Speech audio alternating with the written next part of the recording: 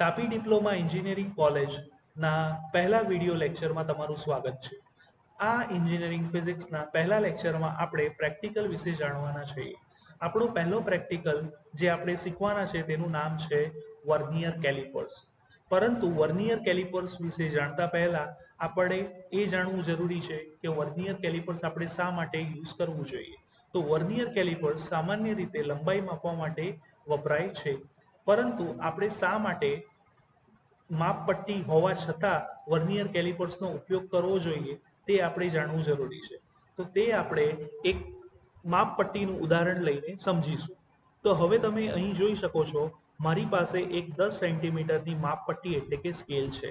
જો આપણે આમાં નાનામાં નાનો યુનિટ આપણે જો કન્સિડર કરવો હોય તો આપણે 1 સેન્ટીમીટર કરી શકીએ, એટલે કે 0 થી 1 સુધી. હવે તમે જોઈ શકો છો કે 0 થી 1 સુધીમાં આપણી પાસે 10 કાપા છે, એટલે કે 10 ડિવિઝન આપણી પાસે છે. પ્રત્યેક કાપાની વેલ્યુ 1 મિલીમીટર છે, એટલે કે 1 છે. તો મારે 1 સેન્ટીમીટરને દર્શાવવું હોય તો હું 1 સેન્ટીમીટર ઇઝ ઇક્વલ ટુ 10 દર્શાવી શકું. કારણ કે પ્રત્યેક 0 થી 1, 1 થી 2, 2 થી 3 દરેક વચ્ચે આપણી પાસે 10 કાપાનું અંતર છે. એટલે કે આપણે કહી શકીએ કે 1 સેન્ટીમીટર ઇઝ ઇક્વલ ટુ 10 થશે.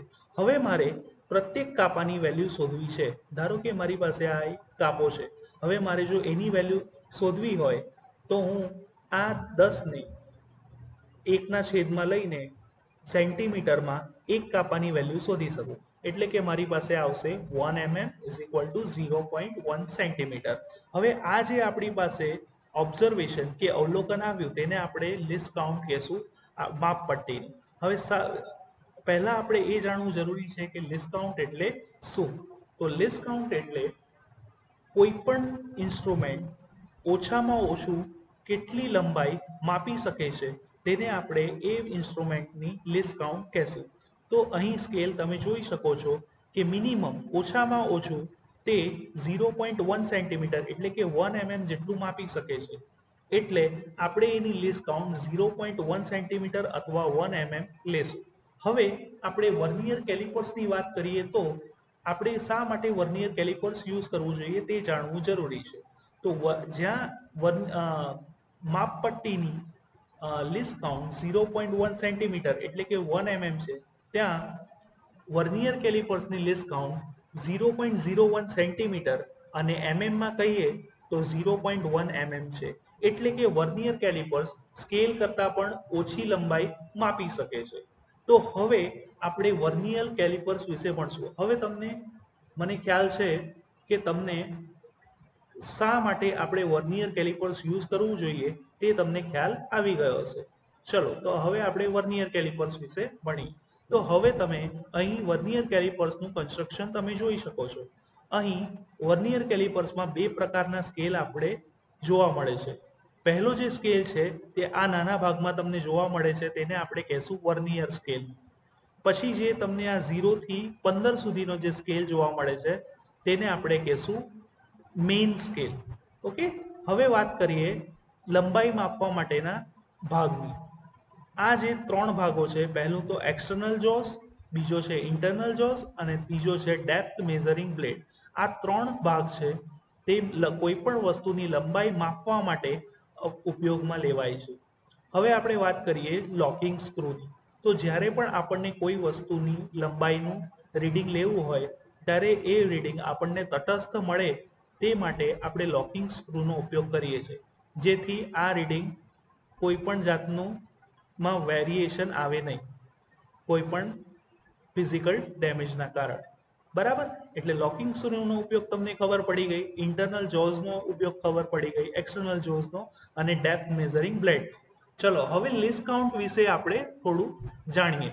તો આપણે કહીએ કે જો મારે વર્નિયર કેલિપર્સની લિસ્ટ કાઉન્ટ શોધવી છે તો આપણે વર્નિયર કેલિપર્સની લિસ્ટ કાઉન્ટ કઈ રીતે શોધી શકાય. તો અહીં આપણે આ ફોર્મ્યુલા આપણે વર્નિયર કેલિપર્સની લિસ્ટ કાઉન્ટ માટે યુઝ કરી શકીએ. તો list count of vernier calipers is equal two smallest reading on main scale upon number of division on vernier scale થાય છે. તો smallest reading on main scale એટલે શું. તો smallest reading on main scale એટલે, હવે તમે અહીં મેઇન સ્કેલ જોઈ શકો છો 0 થી 15. તો અહીં આપણે એક સ્મોલેસ્ટ રીડિંગ એટલે ઓછામાં ઓછું રીડિંગ અહીંયાથી લેવાનું છે. તો આપણે કહી શકીએ કે ઓછામાં ઓછું રીડિંગ અહીંયા હશે 1 mm. બરાબર. તો અહીં આપણે 1 mm ને કન્સિડર કરીએ અને number of division on vernier scale. તો આપણે વર્નિયર સ્કેલ પર જોઈ શકીએ છીએ કે વર્નિયર સ્કેલ પર કુલ 10 કાપા છે. તો અહીં આપણે નીચે number of division on vernier સ્કેલમાં લખી શકીએ છીએ 10 ડિવિઝન્સ. તો હવે આપણને less count of vernier callipers મળી જાય છે 0.1 મિલીમીટર. હવે માઇક વર્નિયર કેલિપર્સના કેસમાં આપણે હંમેશા એમએમમાં રીડિંગ લઈશું. એટલે હવે તમને કોઈ પણ પૂછે કે વર્નિયર કેલિપર્સની લેસ કાઉન્ટ કેટલી છે, તો આપણે કહી શકીએ કે 0.1 mm. ઓકે, ચલો હવે આપણે વાત કરીએ એરરની. તો એરર એટલે શું? એરર એટલે ભૂલ. બરાબર. કોઈ પણ ઇન્સ્ટ્રુમેન્ટમાં એરર હોઈ શકે છે. બરાબર. હવે જો આપણે વર્નિયર કેલિપર્સની વાત કરીએ તો વર્નિયર કેલિપર્સમાં 3 પ્રકારની એરર હોય છે. ઝીરો એરર, પછી આવે છે પોઝિટિવ એરર અને ત્રીજી આવે છે નેગેટિવ એરર. પણ પહેલા આપણે ઝીરો એરર વિશે સમજીએ. હવે તમે અહીં ઝીરો એરરને સમજવા માટે આ આકૃતિને ધ્યાનમાં લેવા વિનંતી. ચલો, હવે આપણી પાસે બે પ્રકારના સ્કેલ તમે અહીંયા જોઈ શકો છો. પહેલો તો આ છે વર્નિયર સ્કેલ અને આ સ્કેલ છે મેઇન સ્કેલ. હવે તમે મેઇન સ્કેલના ઝીરો અને વર્નિયર સ્કેલના ઝીરોને ધ્યાનમાં લો. હવે જ્યારે વર્નિયર સ્કેલનો ઝીરો અને મેઇન સ્કેલનો ઝીરો ના કાપા બેઉ એકબીજા સાથે મેચ થતા હોય ત્યારે આપણે કહી શકીએ કે વર્નિયર કેલિપર્સમાં ઝીરો એરર છે, એટલે કે ઝીરો ત્રુટી છે. આપણે એરરને ગુજરાતીમાં ત્રુટી પણ કહી શકીએ. એટલે હવે હું કહી શકું આ આકૃતિ માટે વર્નિયર કેલિપર્સમાં ઝીરો ત્રુટી છે, એટલે કે ઝીરો એરર છે. હવે વાત કરીએ પોઝિટિવ એરરની. તો ધારો કે જો ઝીરો વર્નિયર સ્કેલનો ઝીરો જો મેઇન સ્કેલના ઝીરોથી જમણી બાજુએ આવે તો આપણે એમ કહી શકીએ કે વર્નિયર આપેલ વર્નિયર કેલિપર્સમાં પોઝિટિવ એરર છે, એટલે કે ધન ત્રુટિ છે. આપણે પોઝિટિવ એરરને ધન ત્રુટિ તરીકે ઓળખીશું ગુજરાતીમાં. બરાબર. હવે જો નેગેટિવ એરરની વાત કરીએ તો મેઇન સ્કેલનો ઝીરો અને વર્નિયર સ્કેલનો ઝીરો તે ડાબી બાજુ હશે. તો આવા આપણે એરરને નેગેટિવ એરર એટલે કે ઋણ ત્રુટિ તરીકે લઈ શકીએ છીએ. હવે મને આશા છે કે તમને એરર વિશે ખ્યાલ આવી ગયો હશે. આપણી પાસે 3 પ્રકારની એરર છે. પહેલી ઝીરો એરર, જ્યારે ઝીરો મેઇન સ્કેલનો ઝીરો અને વર્નિયર સ્કેલનો ઝીરો મેચ થશે ત્યારે ઝીરો એરર હશે. પછી જ્યારે વર્નિયર સ્કેલનો ઝીરો તે મેઇન સ્કેલના ઝીરોથી જમણી બાજુએ હશે તો આપણી પાસે પોઝિટિવ એરર હશે. અને જ્યારે વર્નિયર સ્કેલનો ઝીરો મેઇન સ્કેલના ઝીરોથી ડાબી બાજુએ હશે તો આપણી પાસે નેગેટિવ એરર હશે. હવે આપણે આ એરરને કેવી રીતે શોધી શકીએ તેના વિશે આપણે જાણીએ. ચલો, હવે ધારો કે મારી પાસે, હવે આપણે પહેલા પોઝિટિવ એરરની વાત કરીએ. તો ધારો કે પોઝિટિવ એરરમાં આપણી પાસે આ જે વર્નિયર સ્કેલનો ઝીરો છે તે 3 કાપા જેટલો જમણી બાજુએ આગળ છે. બરાબર. તો 3 કાપા જેટલો જમણી બાજુએ આગળ હોય તો મારે જો પોઝિટિવ એરર શોધવી હોય તો 3 ગુણ્યા જે આ શું છે, જેટલા વધેલા જે આગળ જમણી બાજુના કાપા છે તેની સંખ્યા 3 ગુણ્યા લીસ્ટ કાઉન્ટ. આપણે લીસ્ટ કાઉન્ટ ઓલરેડી ગણી ચૂક્યા છે, જે છે 0.1. બરાબર, એમએમમાં. એટલે આપણી પાસે પોઝિટિવ એરર આવશે 0.3 mm. બરાબર. હવે જે પણ રીડિંગ લાસ્ટમાં આપણને મળશે શોધીને તેમાં આપણે એના કરેક્શનમાં આપણે માઇનસ, હવે જ્યારે પણ પોઝિટિવ એરર આવશે ત્યારે આપણે એ એરર માઇનસ કરવાની રહેશે મૂળ રીડિંગમાંથી. અને જ્યારે આપણી પાસે નેગેટિવ એરર આવશે ત્યારે આપણે એ એરર જે મૂળ રીડિંગમાંથી એડ કરવાનું રહેશે. એ આપણે ધ્યાનમાં રાખવું જરૂરી છે. તો અહીં આપણે જોઈએ, ધારો કે વર્નિયર સ્કેલ જો 3 કાપા જેટલો જમણી બાજુએ હોય તો આપણે 3 ગુણ્યા 0.1 એટલે કે 0.3 mm જેટલું પોઝિટિવ એરર લઈ શકીએ અને કરેક્શન એમાં થશે -0.3 mm. ચલો, હવે વાત કરીએ નેગેટિવ એરર. જ્યારે નેગેટિવ એરરમાં આપણે ઉદાહરણ લઈએ, ધારો કે મારી પાસે વર્નિયર કેલિપર્સ છે, તેનો જે વર્નિયર સ્કેલ છે તેનો જે ઝીરો વાળો કાપો છે તે મેઇન સ્કેલના ઝીરોથી 5 કાપા જેટલો આગળ છે. તો મારે જો ઋણ ત્રુટી એટલે કે નેગેટિવ એરર શોધવી હોય તો એ જે 5 કાપા છે તેને મારે એલસી એટલે કે લીસ્ટ કાઉન્ટ સાથે ગુણવા પડશે. જો એને લીસ્ટ કાઉન્ટ સાથે હું ગુણીશ એટલે મને નેગેટિવ એરર કેટલી મળશે? 0.5 mm. હવે આપણી પાસે નેગેટિવ એરર છે એટલે આપણી પાસે જે મૂળ રીડિંગ આવશે છેલ્લે તેમાં આપણે આ જે કરેક્શન છે તે આપણે એમાં એરર આપણે શું કરવી પડશે? એડ કરવી પડશે. તે આપણું શું થશે? કરેક્શન થશે. કરેક્શન કોને કહેવાશે? કે આપણી જે ત્રુટિ છે તેને બાદ કરીએ ક્યાં તો એડ કરીએ તેને આપણે શું કહેશું? કરેક્શન. ઓકે, ચલો હવે આપણે જાણીએ કેવી રીતે રીડિંગ આપણે લઈ શકીએ છીએ. તો હવે તમે અહીં જોઈ શકો છો કે આપણને બે વર્નિયર કેલિપર્સ બતાવ્યા છે. હવે અહીં આપણે પ્રેક્ટિકલમાં બે વસ્તુ શોધવાનું છે. અહીં આપણને એક રેક્ટેન્ગ્યુલર ઓબ્જેક્ટ આપ્યો હશે, બરાબર? તેમની તમારે વોલ્યુમ શોધવાનું હશે. તો વોલ્યુમ શોધવા પહેલા તમારે લંબાઈ શોધવી જરૂરી છે. તો લંબાઈ શોધવા માટે તમે શું કરશો? જે લોએસ્ટ જો હશે તેની વચ્ચે તમે એની લંબાઈને ફિક્સ કરશો એટલે તમને આની લંબાઈ મળી જશે. પછી જ્યારે તમને જાડાઈ શોધવી હશે ત્યારે એનો બીજો ભાગ એટલે કે આપણે લંબાઈના જુદા જુદા પરિમાણ આપણે આ જોઝની અંદર ફિટ કરીને આપણે મેળવી શકીએ છીએ અને પછી એને આપણે વોલ્યુમ એટલે કે કદના સૂત્રમાં મૂકીને આપણે આ જે મારી પાસે રેક્ટેન્ગ્યુલર છે ક્યુબ તેનું આપણે કદ શોધી શકીએ છીએ. ચલો હવે વાત કરીએ સિલિન્ડ્રિકલના ડાયામીટર. સિલિન્ડ્રિકલ એટલે નળાકાર. હવે જો નળાકારનો જો મારે વ્યાસ શોધવો હોય એટલે કે ડાયામીટર અથવા તો ત્રિજ્યા એટલે કે રેડિયસ શોધવો હોય તો મારે ઉપરના જોઝ અહીં તમે જોઈ શકો છો ઉપરના જોઝનો ઉપયોગ કરવો પડે. હવે ઉપરના જોઝને નળાકારની વચ્ચે ફિક્સ કરીને હું અહીં રીડિંગ લઈ શકું છું, બરાબર? એનાથી મને ખબર પડશે કે આ નળાકારનો વ્યાસ કેટલો છે.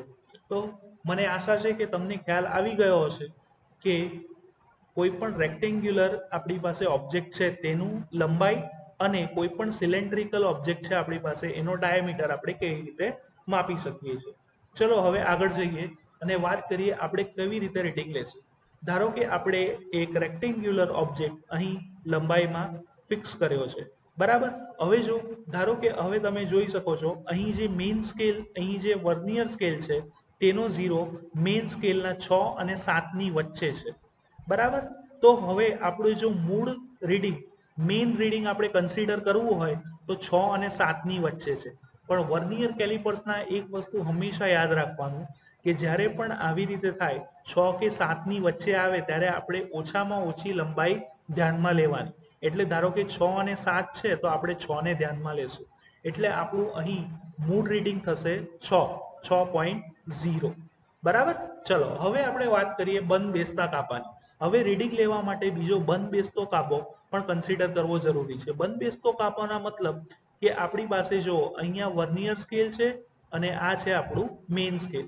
હવે તમે જોઈ શકો છો કે આ વર્નિયર સ્કેલનો છઠ્ઠો કાપો તે મેઇન સ્કેલના કાપા સાથે એકદમ ફિક્સ બેસે છે. તમે બીજા કાપા કોઈ ફિક્સ બેસતા નથી. તો આ જે ફિક્સ બેસતો કાપો છે તેની સાથે આપણે શું કરવાનું રહેશે? લિસ્ટ કાઉન્ટ ગુણવાની રહેશે.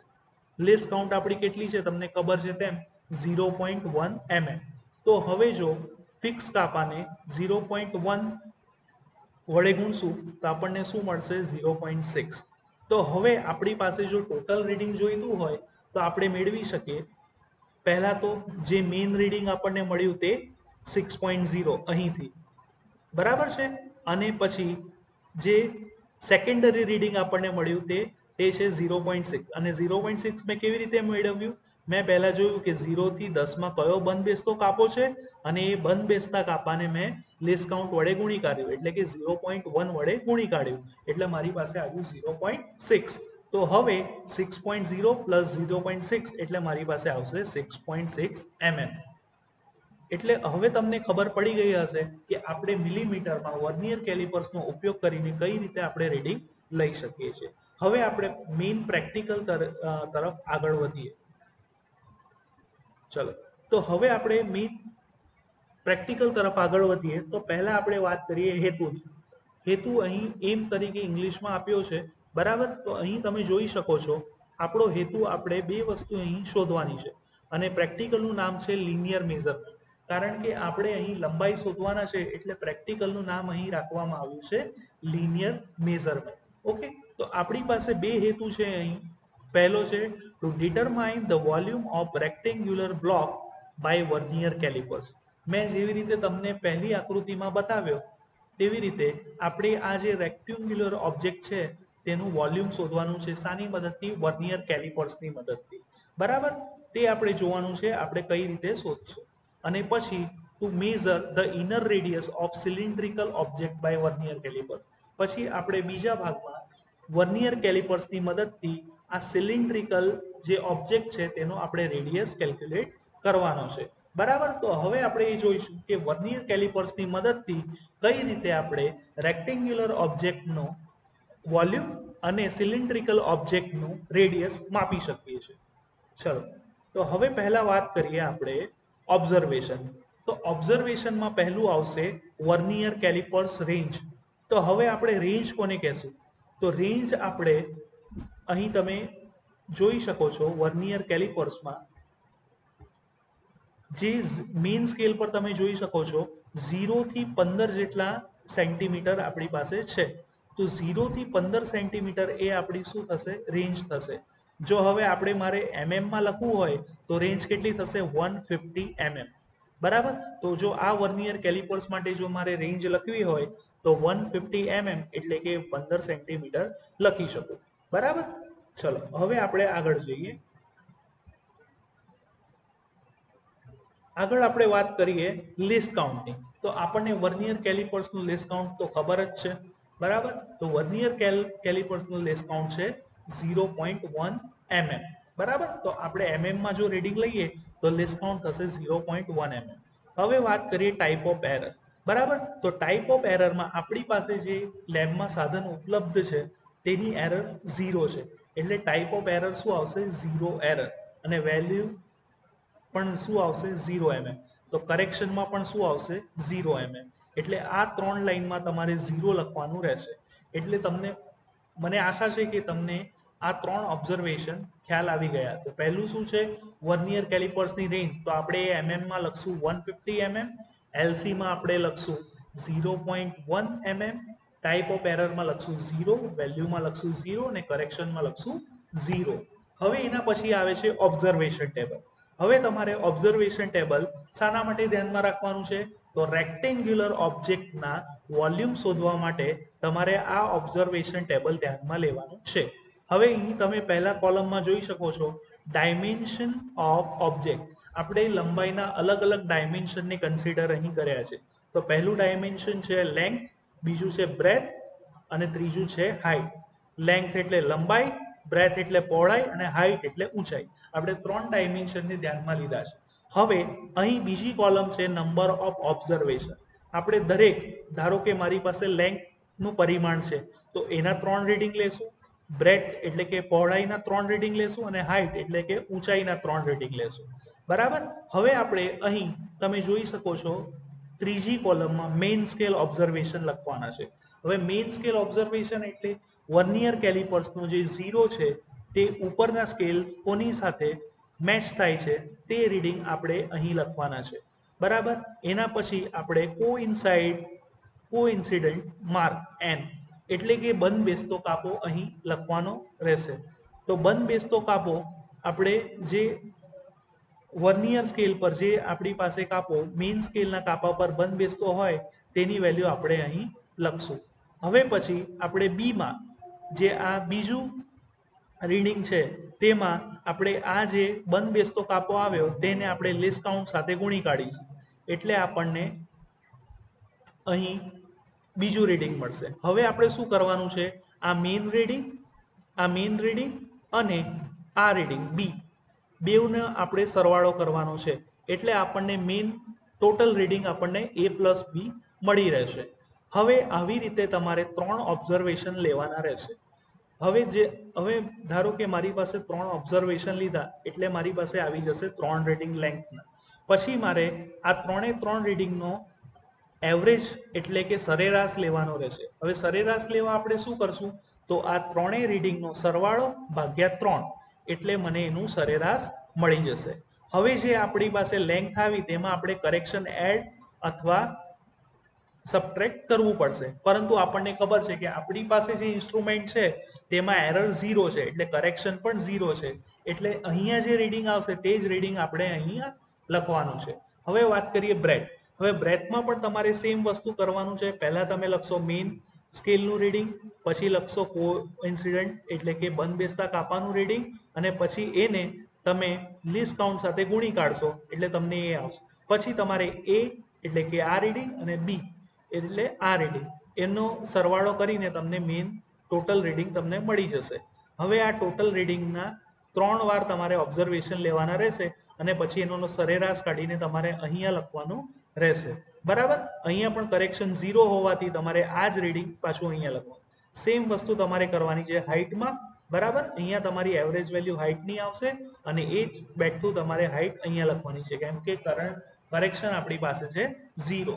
હવે તમે શું કરશો, આપણી પાસે 3 વસ્તુ આવી ગઈ, લેન્થ, બ્રેથ અને હાઇટ. હવે તમને ખબર છે વોલ્યુમનું ફોર્મ્યુલા શું છે? તો volume of block is equal to L multiply by B multiply by H, એટલે કે લંબાઈ ગુણ્યા પહોળાઈ ગુણ્યા ઊંચાઈ. બરાબર. તો આ ત્રણનું જે સરેરાશ આવશે તે ત્રણેયનો ગુણાકાર કરીને તમે આ જે આપણી પાસે રેક્ટેન્ગ્યુલર બ્લોક છે કે ઓબ્જેક્ટ છે તેનું વોલ્યુમ તમે શોધી શકશો. બરાબર.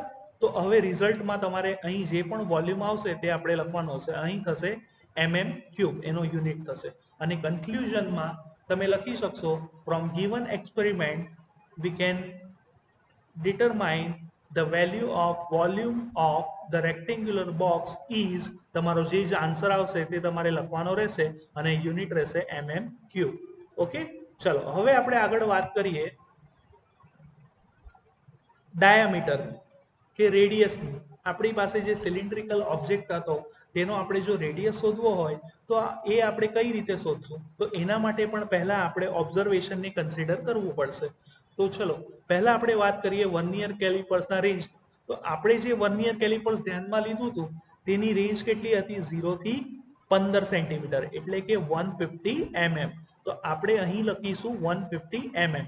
હવે લીસ્ટ કાઉન્ટ તો તમને ખબર જ છે, લીસ્ટ કાઉન્ટ હશે 0.1 mm. હવે ટાઈપ ઓફ એરર, તો એરર આપણી હતી 0, તો આપણે અહીંયા લખશું 0 એરર. વેલ્યુ લખશું 0 mm ને કરેક્શન પણ લખશું 0 mm. ઓકે, કારણ કે આપણી એરર 0 છે. હવે આપણે વાત કરીએ કે આપણે સિલિન્ડ્રિકલ ઓબ્જેક્ટ મારી પાસે જે છે તેનો રેડિયસ કઈ રીતે આપણે માપી શકશું? તો હવે આપણે જોઈએ. બરાબર. તો હવે તમે અહીં જોઈ શકો છો ઓબ્ઝર્વેશન ટેબલ. બરાબર. તો પહેલા અહીંયા ડાયમેન્શન ઓફ ઓબ્જેક્ટ. બરાબર. તો અહીં તો આપણે એક જ વસ્તુ શોધવાની છે, ડાયામીટર. ડાયામીટર પરથી આપણે શું શોધી કાઢશું? રેડિયસ. બરાબર. તો હવે પહેલા જોઈએ આપણે ડાયામીટરના કેટલા રીડિંગ લેવાના છે? 1 2 3. 3 રીડિંગ આપણે ડાયામીટરના લેવાના છે. બરાબર. તો એના માટે બધા માટે આપણે પહેલા મેઇન સ્કેલનું રીડિંગ લેશું. મેઇન સ્કેલનું રીડિંગ એટલે શું? કે વર્નિયર સ્કેલનું 0 તે મેઇન સ્કેલના કયા કાપા સાથે મેચ થાય છે તે આપણું મેઇન સ્કેલ થશે. પછી શું છે? Coincident mark. કોઇન્સિડન્ટ માર્ક એટલે જે બંધ બેસતો કાપો હશે મેઇન સ્કેલના જે કાપા સાથે, જે વર્નિયર સ્કેલનો કાપો જે બંધ બેસતો હશે તે વર્નિયર સ્કેલના કાપાને આપણે કોઇન્સિડન્ટ માર્ક કહીશું. અને એને પછી આપણે તે લીસ્ટ કાઉન્ટ સાથે ગુણી કાઢશું. લીસ્ટ કાઉન્ટ આપણી પાસે કેટલી છે? 0.1 mm. એટલે એની સાથે ગુણી કાઢશું એટલે આપણને મળી જશે બી. હવે અહીં થઈ ગયું મેઇન સ્કેલનું રીડિંગ એ અને આ થઈ ગયું બી. તો એ પ્લસ બી કરશું તો આપણને ટોટલ રીડિંગ જે આપણા મળી જશે. બરાબર. એવી રીતે તમારે 3 રીડિંગ લેવાના રહેશે. હવે તમે 3 રીડિંગ લેશો અને એનું સરેરાશ લેશો. સરેરાશ એટલે આ 3નો સરવાળો ભાગ્યા 3, એટલે તમને આની એવરેજ મળી જશે. હવે એમાં કરેક્શન આપણે કેટલું કરવાનું છે? 0, કેમ કે આપણી એરર હતી 0. એટલે આ જ સેમ રીડિંગ આપણે અહીં લખવાનું રહેશે. હવે તમને ખબર છે રેડિયસનું ફોર્મ્યુલા. રેડિયસ એટલે શું? ત્રિજ્યા. તો ત્રિજ્યા ઇઝ ઇક્વલ ટુ વ્યાસ ભાગ્યા 2. બરાબર. તો radius is equal two diameter upon 2 થાય. બરાબર.